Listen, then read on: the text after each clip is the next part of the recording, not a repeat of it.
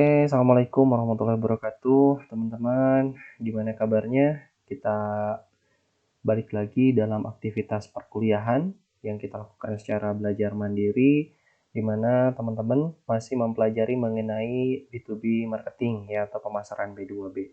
Nah, untuk pekan ini kita akan mempelajari spesifik mengenai CRM strategies in B2B market. Jadi teman-teman untuk melengkapi insight-insight kalian silahkan baca lagi textbooknya gitu ya, kemudian baca lagi case yang kemarin sudah dipelajari supaya menambah pengetahuan kalian dalam ruang lingkup B2B market gitu ya. Nah, hari ini kita akan bahas materi mengenai Customer Relationship Management in B2B industry gitu ya. Nah, tentu saja ini menjadi materi yang sangat penting gitu ya sebelum kita melaksanakan UTS pada pekan depan. Jadi mudah-mudahan teman-teman dapat menyimak dengan baik, kemudian dapat mempelajari lebih lanjut mengenai materi ini di buku ya, di buku ataupun textbook referensi yang telah disediakan. Oke.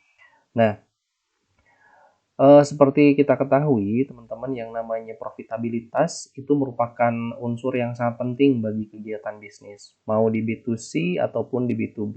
Namun, dalam kondisi B2B yang namanya profitabilitas ini merupakan salah satu aspek yang sangat krusial, teman-teman. Kenapa?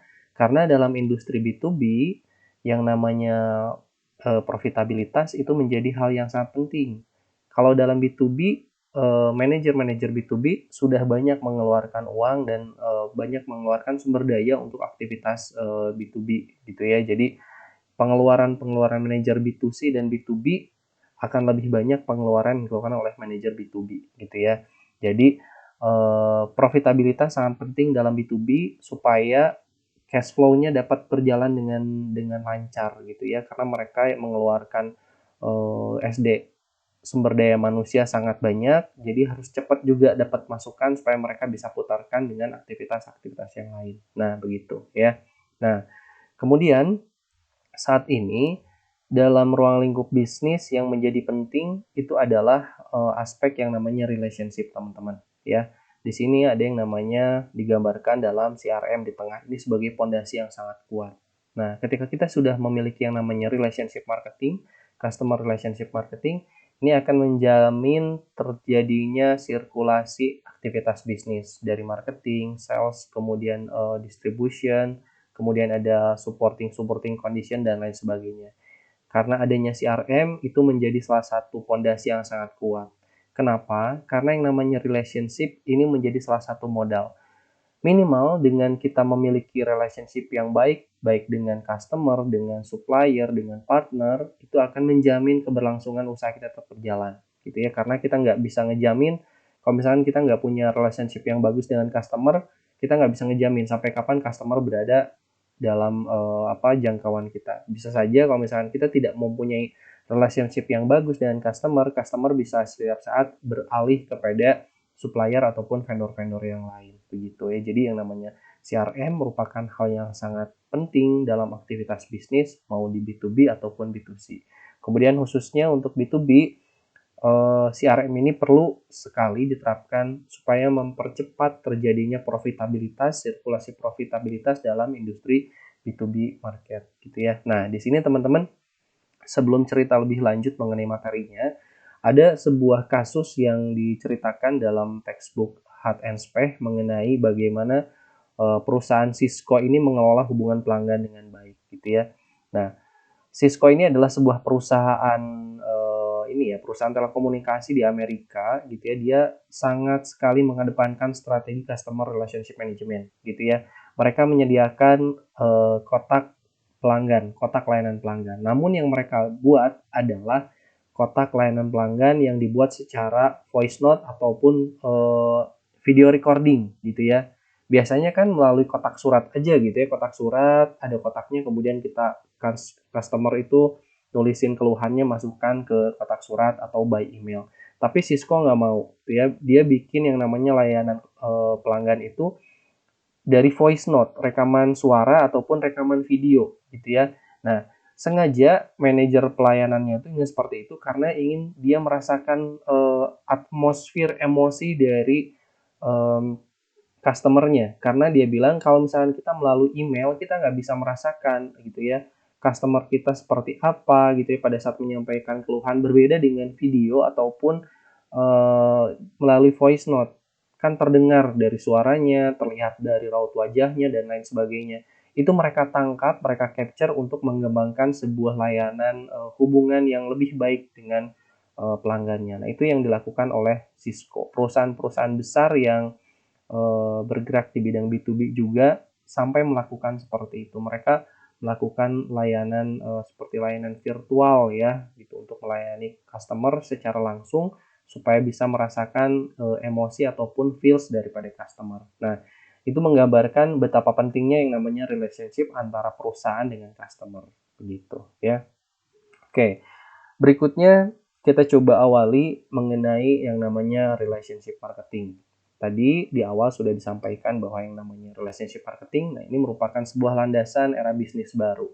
Kita sebagai pelaku bisnis harus punya kemauan, harus punya kemampuan untuk melakukan yang namanya relationship, gitu ya, relationship terhadap semua aspek dalam kegiatan bisnis. Karena dengan relationship marketing itu yang akan menjamin keberlangsungan kita. Bukan hanya dengan kualitas yang bagus, bukan hanya dengan layanan yang komplit, tapi juga harus termasuk yang namanya relationship marketing. Nah, di sini yang namanya relationship marketing katanya dibangun atas manajemen hubungan yang efektif. Berarti ada pengelolaan bagaimana kita mengelola hubungan dari perusahaan kepada customer, dari perusahaan kepada supplier, dan lain sebagainya. Itu dikelola gitu ya, supaya menciptakan sebuah hubungan yang efektif. Kemudian hubungan-hubungan ini diarahkan untuk meraih keunggulan kolaboratif.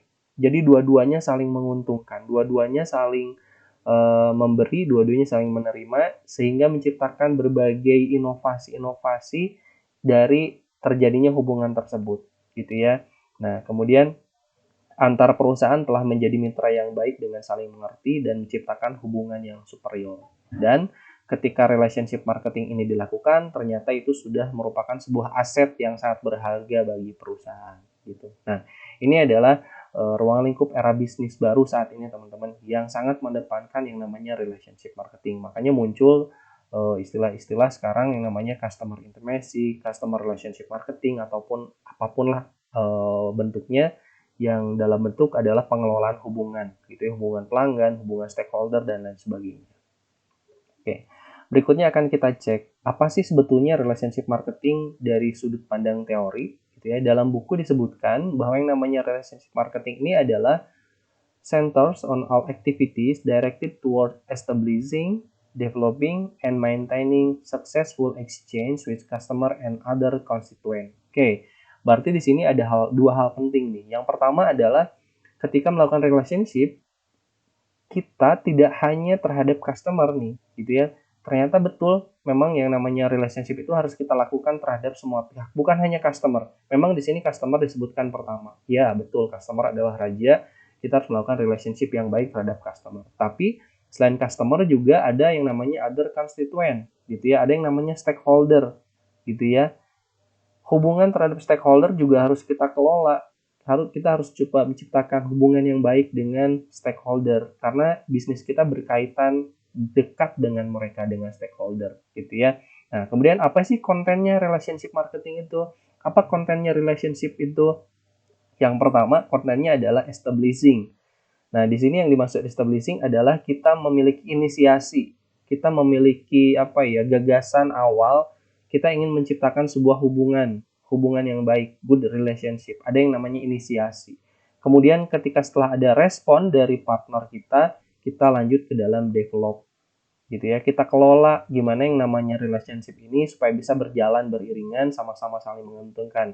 Di sini proses developingnya. Kemudian setelah berjalan, kita coba pelihara, kita maintain, gitu ya, supaya yang namanya relationship ini sama-sama saling menguntungkan dan tercipta iklim kolaborasi, inovasi yang diinginkan oleh kedua belah pihak, gitu ya. Nah, itu adalah hal-hal penting dari teori relationship marketing. Nah, kemudian kenapa sih sekarang yang namanya relationship marketing itu menjadi hal yang sangat penting? Nah, ada beberapa case yang membuktikan bahwa yang namanya relationship marketing itu penting. Karena alasannya yang pertama, katanya loyal customer are far more profitable. Ya kita tahu bahwa yang namanya loyal customer itu adalah aset berharga perusahaan gitu ya, aset berharga bagi bisnis gitu ya. Loyal customer itu kita tahu itu menguntungkan untuk usaha kita, menguntungkan untuk bisnis. Oleh karena itu kita harus jaga gitu ya, gimana caranya loyal customer ini tetap berada dalam ruang lingkup kita, berada dalam jangkauan kita gitu ya. Karena jelas yang namanya loyal customer itu akan lebih menguntungkan bagi perusahaan dibandingkan dengan customer-customer biasa yang mereka sifatnya memiliki sensitivitas harga, kemudian mereka sering membanding-bandingkan. Jelas yang namanya loyal customer itu more profitable bagi perusahaan. Kemudian yang kedua nih, dari case relationship marketing ini bahwa dinyatakan biaya untuk mengambil customer baru itu lebih mahal dibandingkan dengan mempertahankannya. Jadi lebih baik kita mempertahankan daripada kita mengambil customer-customer baru. Karena biaya untuk mengambil customer baru itu lebih mahal. Jadi antisipasinya kita harus menjaga customer-customer yang sudah ada dengan kita, customer yang loyal dengan kita jaga. Kemudian ya bolehlah kita ngambil gitu ya, ngambil customer baru, tapi bukan merupakan skup bisnis yang paling utama. Karena akan sangat boros sekali ketika perusahaan ingin mengambil banyak new customer. Kita ambil new customer-nya sedikit-sedikit saja, disesuaikan gitu ya dengan budget yang dimiliki oleh perusahaan. Sementara intinya adalah kita harus memegang yang namanya loyal customer. Kita harus melakukan pengelolaan terhadap loyal customer. Gitu ya. Kemudian alasan yang kedua, kenapa yang namanya relationship marketing itu penting? Karena dengan kita melakukan yang namanya relationship marketing, perusahaan itu bisa mengamankan posisinya, gitu ya, bisa mengamankan posisinya dan berada dalam keunggulan yang sangat kuat. Kenapa sangat kuat? Karena nggak bisa di copy paste oleh kompetitor gitu ya, susah gitu ya diidentifikasi oleh kompetitor. Oke lah, produk kita bisa ditiru oleh kompetitor gitu ya. Oke lah, yang namanya kualitas kita bisa disamai oleh kompetitor, tapi customer kita nggak bisa mereka ambil karena customer mereka tetap erat dengan kita. Kita jaga customer kita gitu ya. Mereka nggak bisa ngambil customer kita karena customer kita punya relationship yang tinggi gitu ya dengan kita. Dia nggak mungkin berpaling kepada kompetitor karena kita menyediakan hubungan yang baik dengan customer begitu ya. Jadi ada dua alasan kenapa yang namanya relationship marketing saat ini penting. Yang pertama adalah bahwa yang namanya loyal customer itu lebih profitable dan biaya untuk mencari pelanggan baru itu mahal. Kemudian yang kedua, dengan relationship marketing kita bisa mengamankan posisi kita dan ini sangat sulit di-copy oleh kompetitor gitu ya. Oke. Berikutnya akan kita cek mengenai jenis-jenis hubungan yang ada dalam sebuah perusahaan. Nah, jenis-jenis hubungan yang ada dalam perusahaan teridentifikasi minimal ada 3 ya. Minimal ada 3 jenis hubungan. Yang pertama adalah hubungan perusahaan, hubungan satu perusahaan dengan banyak pemasok. Ini adalah hubungan yang biasa saja gitu ya, hubungan yang ya biasa-biasa saja. Saya butuh, kemudian butuhnya barang A ya saya ambil dari supplier A. Saya ketika butuh barang B ya udah saya ambil dari supplier B. Ketika supplier B nggak bisa, supplier C nawarkan ya udah saya ambil dari supplier yang C barang yang biasa saya beli dari B. Nah itu adalah hubungan dengan banyak pemasok. Kemudian yang kedua nih, hubungan yang terjadi di satu perusahaan dengan partnernya itu adalah bisa juga terjadi hubungan dengan beberapa pemasok yang disukai gitu ya. Jadi ada yang namanya pemasok yang disukai lah, ada yang namanya pemasok unggulan lah gitu ya. Jadi ketika kita misalkan perusahaan membutuhkan barang C misalkan ya udah kita kontaknya ke si X karena si X ini biasanya juga mereka mendeliver produk itu untuk kita, kemudian on time, kemudian wah bagus deh pokoknya, makanya langsung dipilih si supplier X ini. Kemudian kita butuh barang yang lain ya udah kita kontak ke yang Y karena kemarin juga bagus nih, dia kualitasnya bagus, kemudian pengirimannya presisi dan lain sebagainya. Jadi ini adalah tipe jenis hubungan yang kedua gitu ya, ada hubungan yang disukai. Dan yang terakhir gitu ya, ada hubungan yang bersifat kolaboratif. Satu-satunya sumber untuk item tertentu gitu ya. Nah, di sini adalah hubungan pemasok, hubungan perusahaan dengan pemasok yang saling menggantungkan diri gitu ya. usahanya nggak bakalan jalan kalau misalkan nggak ada hubungan kolaboratif ini. Karena semuanya bahan baku misalkan dia yang pegang. Kenapa dia bisa pegang? Karena kita sudah percaya dia akan sustain dengan bisnis kita, dia akan mensuplai untuk bisnis kita dengan sebaik mungkin. Gitu. Jadi ini adalah hubungan yang sangat istimewa. Disebutnya adalah hubungan yang kolaboratif. Jadi tipe relationship dalam B2B marketing gitu ya, dalam industri B2B dari perusahaan dengan customer-nya, dengan perusahaan dengan partnernya adalah ada 3 minimal.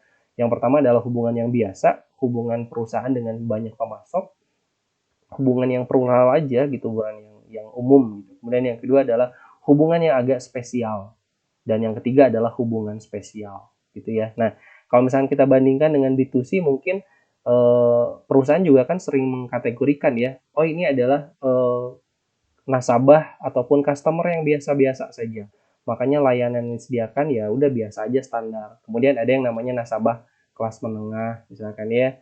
Ini kelas menengah, ya udah layanannya agak berbeda deh, agak ada sedikit perbedaan. Kemudian ada yang namanya customer-customer yang sifatnya VIP, prioritas. Layanannya juga harus prioritas. Nah, itu yang biasanya dilakukan oleh customer relationship management di B2C gitu ya.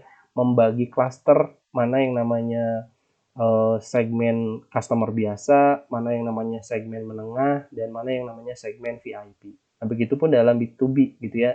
Dalam industri B2B terdapat beberapa kategori hubungan. Ada hubungan yang biasa, ada hubungan yang agak spesial, dan ada hubungan yang sangat spesial. Tentu saja seperti itu. Ya, nah sekarang kita cek kalau dalam bentuk spektrumnya seperti apa. Oke. Ketika kita kaitkan ke dalam sebuah spektrum, dalam sebuah garis horizontal dari kiri ke kanan, tipe-tipe relationship ini bisa kita masukkan ke dalam sebuah spektrum, ke dalam sebuah diagram seperti ini. Ada yang namanya transactional exchange, ada yang namanya value add exchange, dan ada yang namanya collaborative exchange. Nah ini sama gitu ya, kalau misalnya kita bagi seperti tadi ya, ada 3 bagian. Yang ini adalah hubungan yang biasa aja katanya. Kemudian ini hubungan yang agak spesial gitu ya, karena dua-duanya saling PDKT, saling memberi, saling menerima informasi, saling mencocokkan. Dan yang ini adalah hubungan yang sudah pasti cocok, hubungan yang sudah pasti bagus gitu ya. Ini sudah terjadi yang namanya kolaboratif. Nah, dalam relationship spektrum ini terjadi yang namanya exchange, terjadi yang namanya pertukaran. Satu sama lain saling bertukar. Ya pertukarannya apa? Bertukar uang, bertukar barang, bertukar informasi gitu ya. Nah, di sini yang harus lebih penting lagi daripada itu exchange-nya itu adalah pertukaran sistem, pertukaran prosedur, pertukaran informasi, dan pertukaran proses. Di sini mungkin tidak terlalu ribet gitu ya, karena disebutnya transaksional. Sama seperti dalam B2C. Ketika ada transaksional selling ya kita nggak perlu banyak effort di sana. Kita butuhnya itu ya kita datang, kita beli, selesai. Tapi kesini makin kesini effortnya makin tinggi dan kontinuitasnya makin tinggi. Yang terjadi di sini harus ada yang namanya sistem, prosedur, informasi, dan proses. Gitu ya. Nanti kita cek satu persatu kategorinya seperti apa, karakteristiknya, dan kondisinya seperti apa. Nah, yang pertama adalah transactional exchange, teman-teman. Dalam transactional exchange ini tadi diilustrasikan samalah seperti transactional selling gitu ya. Yang beli hanya pada saat itu aja gitu ya, centers on timely exchange of basic product gitu ya. Jadi hanya terjadi seketika itu aja gitu ya. Kadang transaksinya bersifat otomatis gitu ya. Otomatis, kemudian tidak ada concern dari buyer or seller gitu ya, tidak ada pertimbangan dan lain sebagainya. Contohnya di sini disebutkan pada saat seseorang membutuhkan palu, dia akan beli ke toko palu, disetorkan palu, ya udah beli, selesai gitu ya. Nah, kemudian karakteristiknya seperti apa sih ketika seorang pelanggan memilih transactional exchange? Nah, seorang pelanggan ataupun customer akan memilih hubungan yang bersifat transaksional manakala barang yang dia beli adalah barang yang bersifat umum, barang yang banyak di pasaran. Ketika kita lari ke sini, nggak ada ya udah kita tinggal cari tempat lain pasti ada gitu ya. Kemudian kondisi pasarnya stabil, di mana-mana ada, harganya juga nggak terlalu jauh, harganya rata lah segitu gitu ya. Dia akan menganggap hal itu adalah pembelian yang biasa, pembelian yang tidak terlalu berdampak pada aktivitas bisnisnya misalkan ya. karena biasa aja ya udah belinya juga secara transaksi aja, kita beli dari sini, kalau nggak ada ya kita pindah dan lain sebagainya. Nggak ada yang namanya switching cost yang tinggi gitu ya. Jadi sangat dengan mudah mereka bisa berpindah dari satu supplier ke supplier lain. Kemudian karena sifatnya transaksional, di sana nggak ada yang namanya perpindahan informasi, nggak ada yang namanya tukar menukar informasi karena hanya bersifat transaksional aja, butuh datang beli selesai pulang gitu ya, nggak ada yang namanya pertukaran informasi gitu ya. Nah, adapun barang-barang yang sifatnya masuk ke dalam kategori transactional exchange ini adalah seperti alat untuk mengemas gitu ya, packaging gitu ya, kemudian cleaning produk, kemudian produk-produk komoditas, kemudian jasa pengiriman, mungkin ini masuk ke dalam transactional exchange gitu ya. Nah, itu kan sangat jelas sekali ya bagaimana barang-barang ini merupakan barang-barang yang biasa. Kemudian kita cek yang kedua nih. Gimana dengan yang namanya collaborative exchange ataupun collaborative relationship? Apa yang terjadi di sana? Ternyata berbeda sekali dengan transaksional tadi. Kalau tadi yang namanya transactional exchange itu mereka melakukannya karena mereka banyak alternatif gitu ya. Mereka butuh barang A, nggak ada di pasar A, ya udah ke pasar B. Tapi yang namanya collaborative exchange ternyata nggak. Kategori produknya alternatifnya sedikit gitu ya. Kemudian marketnya dinamis. Kemudian kondisi pembeliannya kompleks, harganya juga tinggi. Makanya butuh yang namanya hubungan yang sangat kolaboratif, hubungan yang sangat intens gitu ya antara buyer dengan sellersnya itu harus kontak terus gitu ya karena barangnya susah gitu ya, udah susah, harganya juga mahal, kemudian sebelum dibeli ini kita perlu pertimbangan yang sangat sangat luas, misalkan itu dilakukan melalui hubungan yang kolaboratif gitu ya.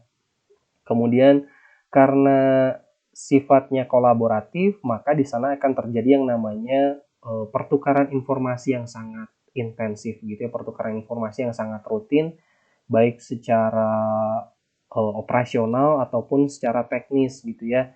Kemudian mereka juga mengkoneksikan fungsi-fungsi operasional dari satu perusahaan dan perusahaan yang lain gitu ya, dicocokkan gitu ya, pengirimannya harus kapan, jumlahnya harus presisi dan lain sebagainya, kemudian masuknya harus kemana supaya terjadi yang namanya linkage operasional gitu ya. Kemudian di sini muncul yang namanya resiko switching cost gitu.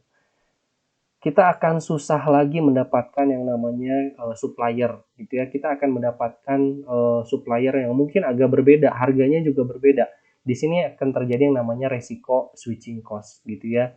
Harganya mungkin lebih mahal, kemudian biaya untuk mencarinya juga ada, kemudian waktu untuk mendapatkannya juga banyak, dan ini merupakan resiko switching cost. Makanya ketika sudah terjadi yang namanya collaborative relationship ataupun pertukaran yang kolaboratif, biasanya dari satu perusahaan dan perusahaan lain mereka akan mempertahankan dengan cara apapun, karena ketika lepas kerjasamanya, hubungan kolaboratifnya akan muncul resiko yang namanya switching cost yang sangat tinggi.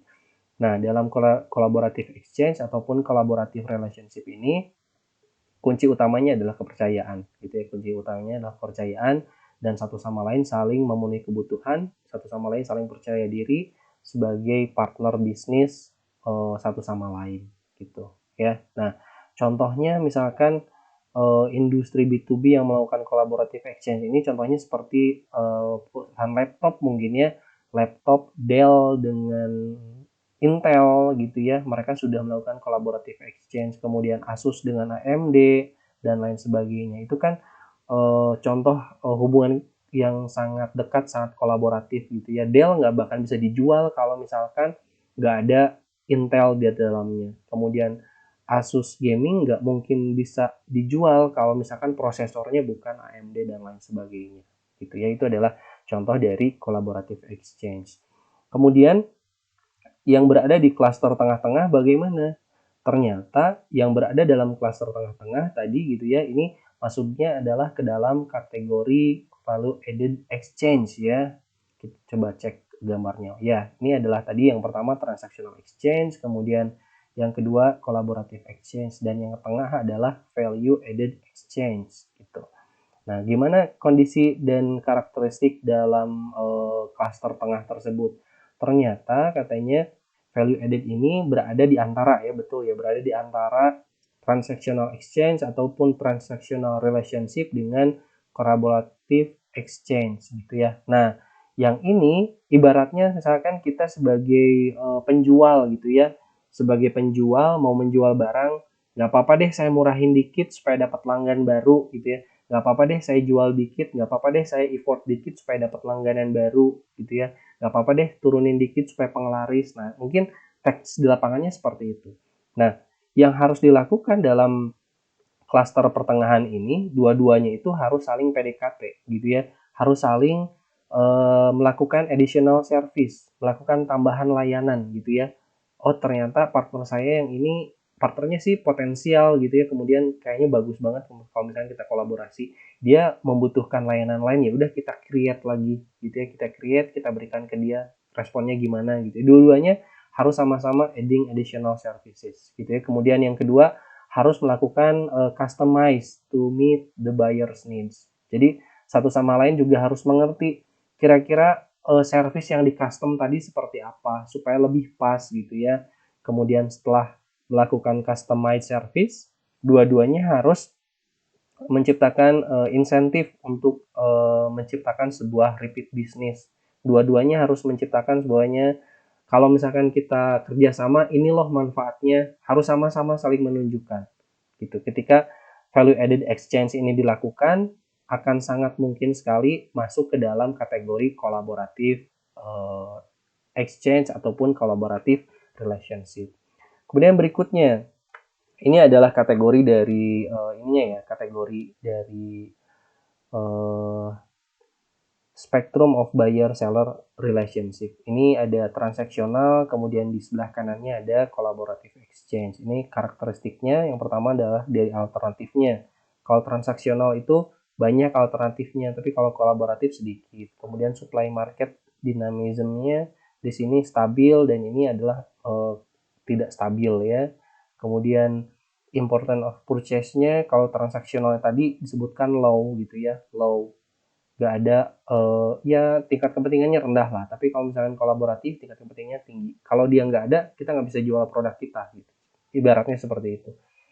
Kemudian kompleksitas sama information exchange-nya juga di sini, kalau transaksional itu rendah, tapi kalau misalkan kolaboratif itu sangat tinggi.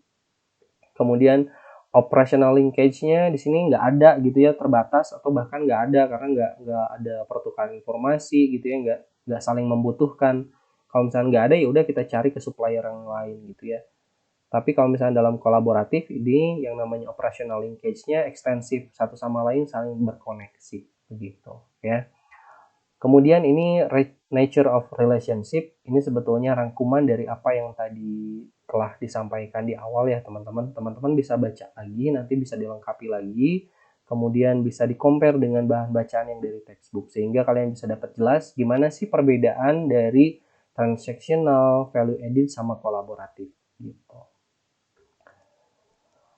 Nah, kemudian berikutnya adalah bagaimana caranya kita mengelola hubungan antara buyer dan sellers gitu ya, khususnya dalam hal profitability tadi gitu ya, karena kan kita tahu nggak semua customer, nggak semua partner kita menguntungkan gitu ya, nggak semua partner kita masuk ke dalam kolaboratif exchange gitu ya. Ada beberapa partner kita yang memang dia memilih transactional exchange, yaitu nggak masalah, berarti harus kita manage gitu ya, bagaimana kita menempatkan strategi untuk yang transactional relationship, kemudian bagaimana yang harus kita susun untuk mengembangkan yang namanya collaborative exchange gitu ya, karena kita tahu bahwa tidak semua customer itu menciptakan profit bagi usaha kita gitu ya. Nah, dari yang namanya data-data customer gitu ya, bisa kita kumpulkan. Data-data customer bisa kita kumpulkan, kemudian bisa kita analisis gitu ya. Nah, data customer yang dianalisis itu namanya adalah customer portfolio. Ada datanya gitu ya, ada datanya, ada data suppliernya, data customernya gitu ya. Nah, nanti dibagi gitu ya. Mana yang masuk ke dalam level bronze, silver, mana yang namanya gold gitu ya. Kalau misalkan dalam B2C kan seperti itu ya. Nah, dari segi relationship bisa kita bandingkan juga gitu ya. Bisa kita bandingkan mana yang mereka masuk ke dalam relationship yang tight, relationship yang sangat dekat, relationship yang sangat konektivitasnya tinggi, dan mana relationship yang masuk ke dalam kategorinya sangat sangat longgar lah ya, sangat longgar. Mungkin contohnya misalnya yang sangat longgar ini yang tadi masuknya ke dalam kategori transaksional mungkin ya, transaksional relationship. Sementara di sini adalah collaborative relationship. Nah, di sini ada alurnya seperti ini ya. Nah, ketika terjadi perbedaan seperti itu ya nggak masalah karena memang mereka kebutuhannya beda. Ada yang menginginkan hubungan sangat dekat, ada yang menginginkan hubungannya ya biasa-biasa aja. Karena tergantung dari strategi masing-masing customer misalkan ya. Nah, dua hal yang harus dilakukan untuk mengantisipasi strateginya adalah yang pertama adalah kita mengukur gitu ya, kita mengkategorikan mana sih gitu ya dari customer kita yang masuk ke dalam kolaboratif relationship, mana yang masuk ke dalam transactional relationship. Kita bagi dua. Setelah kita bagi dua gitu ya, baru kita munculkan yang namanya strategi. Karena strateginya akan pasti beda gitu ya. Mana yang VIP, mana yang biasa-biasa aja gitu ya. Kalau yang VIP gitu ya, yang ingin selalu tightly connected, kita bisa merencanakan yang namanya strategi seperti ini. Invest resource to secure commitment and directly assist customer with planning. Jadi kita siapkan yang namanya sumber daya kita supaya tetap terjalin yang namanya komitmen. Sumber daya kita diarahkan ke sana supaya terjadi yang namanya komitmen, kemudian kita lakukan juga yang namanya perencanaan. Kemudian yang kedua, strategi yang harus kita lakukan terhadap kolaboratif customer tersebut adalah sales and service personnel work not only with purchasing management but also with a wide array of manager and strategy and coordination issue. Jadi yang namanya sales force itu nggak hanya berhubungan dengan purchasing manager saja, tapi berkaitan dengan semua hal yang terdapat dalam perusahaan mitra, perusahaan partner. Kita harus paham visi misinya gitu ya.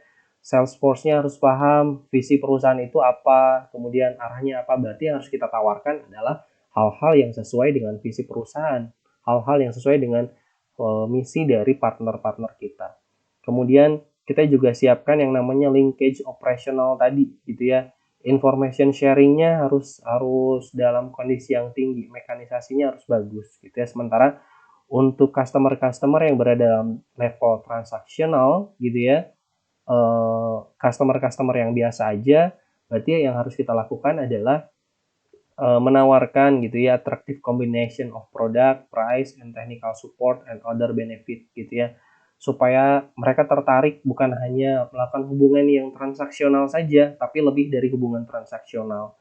Kemudian salesperson primary attention on the purchasing staff gitu ya. Ini kan beda ya. Kalau tadi wide array of manager on strategi and perusahaannya, tapi kalau di sini salespersonnya atau sales force-nya hanya berorientasi kepada purchasing staff saja gitu ya. Jadi hanya terhadap purchasing staff-nya saja.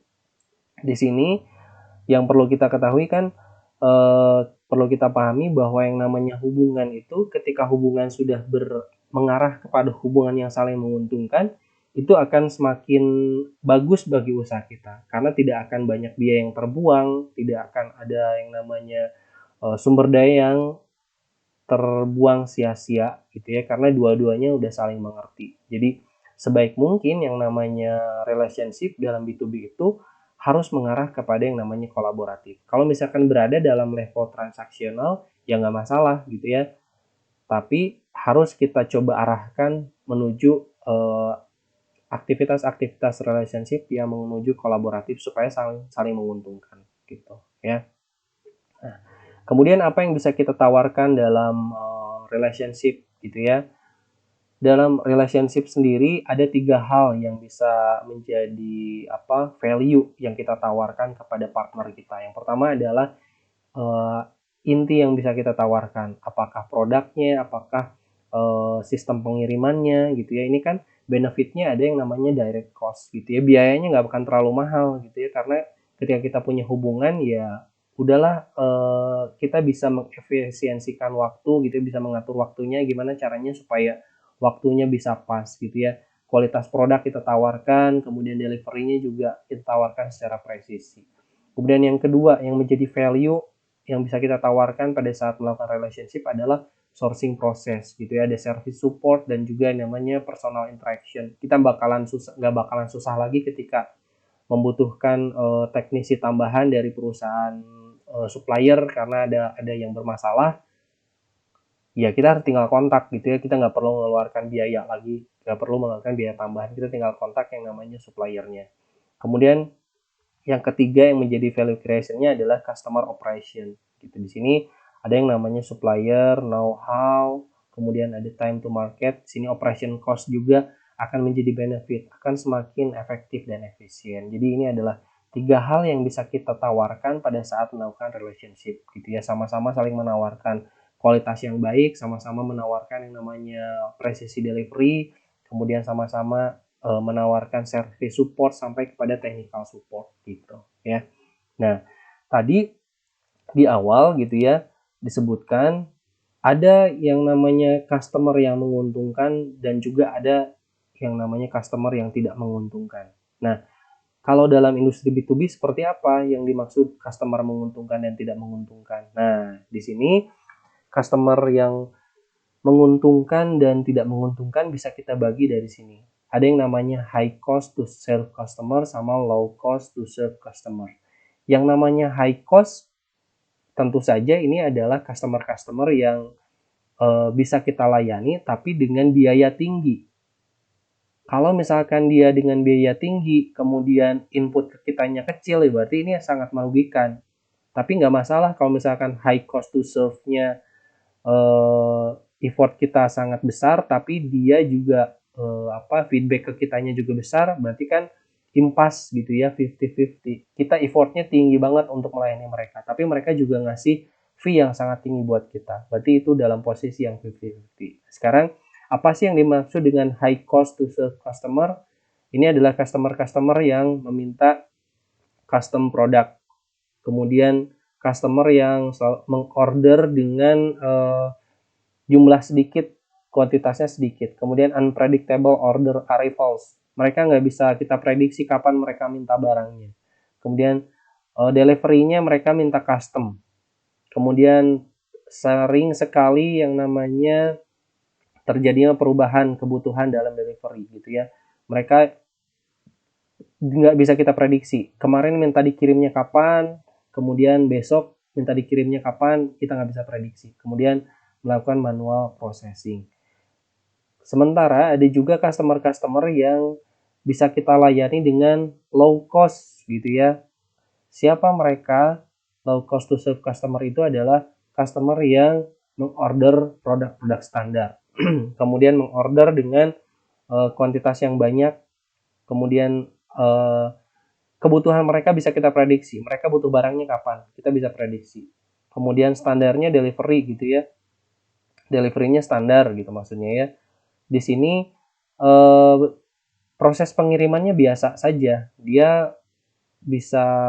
Kita bisa menyesuaikan dengan request dari dia. Kemudian no change in delivery requirements. Nah, itu adalah low cost to serve customer. Nah, ini adalah prioritas utama yang bisa kita kedepankan karena low cost ya udah kita bisa layani sebaik mungkin. Gitu. Kalau misalnya ini dia high cost ya nggak masalah asal dia feedbacknya juga tinggi untuk kita. Begitu ya. Nah, sekarang mengenai customer profitability. Nah, ini adalah teori standar dalam CRM ya. Ketika melakukan pengelolaan pelanggan, ada 3 hal yang harus kita lakukan. Pertama adalah menjaga gitu ya, menjaga profitable customer. Kemudian yang kedua, ketika unprofit, ya udah kita convert gimana caranya supaya profit. Kemudian yang ada customer yang tetap nggak bisa menciptakan profit, ya udah kita kita lepas. Ini adalah teori standar dari yang namanya Customer Relationship Management gitu ya. Ada 3 hal. Gimana caranya menjaga, kemudian mengconvert, dan juga memberhentikan customer yang tidak profitable. Nah, ini juga bisa menjadi sebuah referensi bagaimana perbandingan mana yang profitable dan mana yang namanya unprofitable. Nah, di sini dalam diagram ini yang vertikal ke atas ini adalah net marginnya gitu ya. Net marginnya, margin yang kita dapat, keuntungan yang kita dapat, sementara ini adalah cost to serve gitu ya. Nah, ini sangat-sangat berkaitan sekali gitu ya. Ketika cost to serve-nya tinggi, kemudian net margin-nya tinggi, berarti tadi posisinya ada di sini gitu ya. Masih bisa kita lakukan. Masih dalam apa ya, memenuhi BEP lah istilahnya seperti itu. Karena cost to serve-nya kita keluar banyak, kita dapatnya juga banyak. Tapi jangan sampai misalkan posisinya di sini, cost to serve-nya tinggi, kemudian net margin-nya rendah, berarti kita berada dalam yang namanya losses gitu ya. Kita rugi, di sini merugi gitu ya. Ini adalah perbandingan.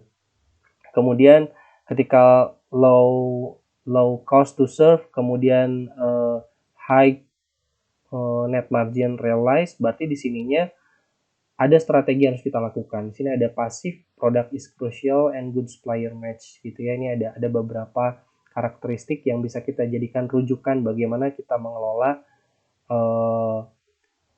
high cost to serve dari customer dan low cost to serve dari customer gitu ya. Kita bisa lakukan itu.